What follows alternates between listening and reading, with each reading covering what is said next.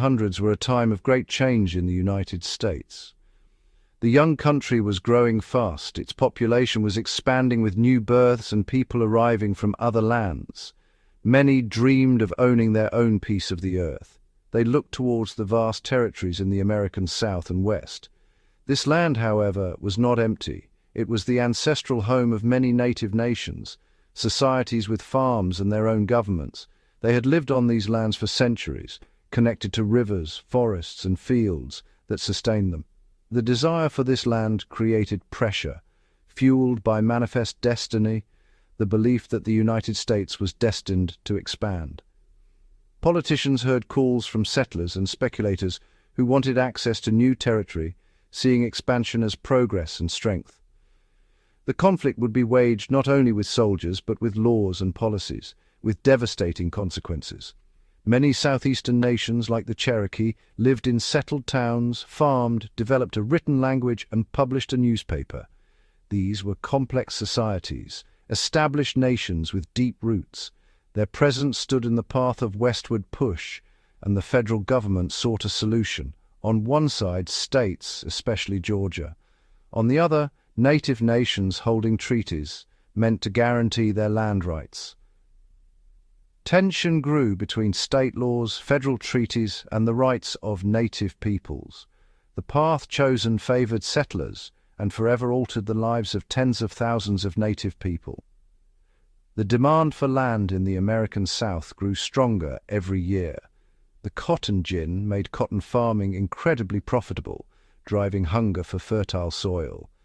Settlers, poor farmers seeking small plots, and planters expanding operations, looked to lands occupied by southeastern tribes. They saw rich soil not used to its full potential. Economic pressure pushed states to extend jurisdiction over tribal lands, violating federal treaties. Many framed removal as beneficial to native people. They claimed tribes would face conflict and state laws that would overwhelm tribal governments. Moving west, they argued, would offer safety to maintain traditions and self-government. The promise of protection often masked the desire for land. President Andrew Jackson championed removal, arguing the federal government could not protect tribes from the states. He cast removal as the humane option: move west and be safe, or face hostile state laws. This framing left little room for true negotiation and put immense pressure on tribal leaders. It was a bleak choice. In 1830, after heated debate, Congress passed the Indian Removal Act. The law did not order forced removal. It authorized the president to negotiate treaties for exchange of eastern homelands for lands in the west. Funds were set aside for transport and first-year support. On paper, a voluntary legal process. It was controversial. Many Americans, including Henry Clay and Daniel Webster, spoke against it. They warned it violated treaties, the supreme law, yet the act passed by a narrow margin. Jackson used it as a mandate to clear the South of native populations. Negotiators used promises, threats, and pressure. The law became a tool for coercion. Though framed as order and peace, its implementation led to chaos, suffering, and death. It spoke of treaties and exchange, but would be remembered for the tears and hardships of forced marches. The act did not command roundups, but created the conditions that made them inevitable. The treaties signed under the act were rarely agreements between equals. Agents sought small groups willing to sign, even without majority support. Some were bribed with money or land. Others believed removal was the only way to survive. Once signed, the U.S. treated it as binding on the whole nation. A tragic example: the Treaty of New Echota, 1835. The official council, led by John Ross, refused removal, won a favorable ruling, but Jackson and Georgia ignored the court. Federal agents met an unauthorized group who signed away eastern lands for territory in the West. The vast majority rejected the treaty as fraud. Ross delivered thousands of signatures in protest. In 1836, the Senate ratified by a single vote, giving it force of law. Division deepened. The government gave 2 years for voluntary removal, an ultimatum backed by military power. When deadlines passed, the US enforced removal with military power. It was often brutal and chaotic. Families were forced from homes with little time, herded into stockades where disease spread.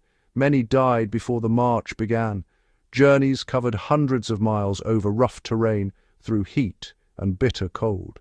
People walked long distances with inadequate clothing and food, often spoiled or insufficient. Wagons were few and often broke down. Disease swept through the groups, claiming life after life. The term Trail of Tears began with the Cherokee and came to represent all the southeastern tribes. Choctaw, Creek, Chickasaw, Seminole, homes, possessions, and sacred places were lost. These were not just difficult walks, they were death marches, with loved ones buried in unmarked graves far from home. Promises of safe, orderly removal were broken. Land was valued over the people on it.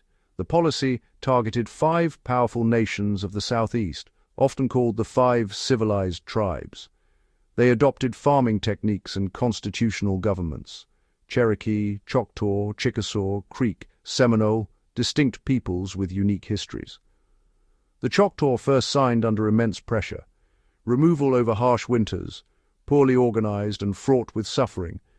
The Chickasaw negotiated better terms yet faced a difficult journey, purchasing western land from the Choctaw. The Creek faced war in 1836, treated as prisoners of war and marched west in chains. The Seminole fought for decades, thousands captured, yet some remained in the Everglades. The Cherokee held out peacefully until the Roundup and the Trail of Tears, an immense loss that scarred the nation. Each nation, with leaders, languages, traditions, was torn from its homeland, united by a shared ordeal.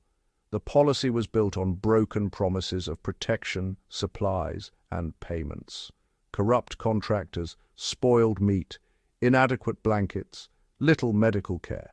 Negligence turned difficult journeys deadly.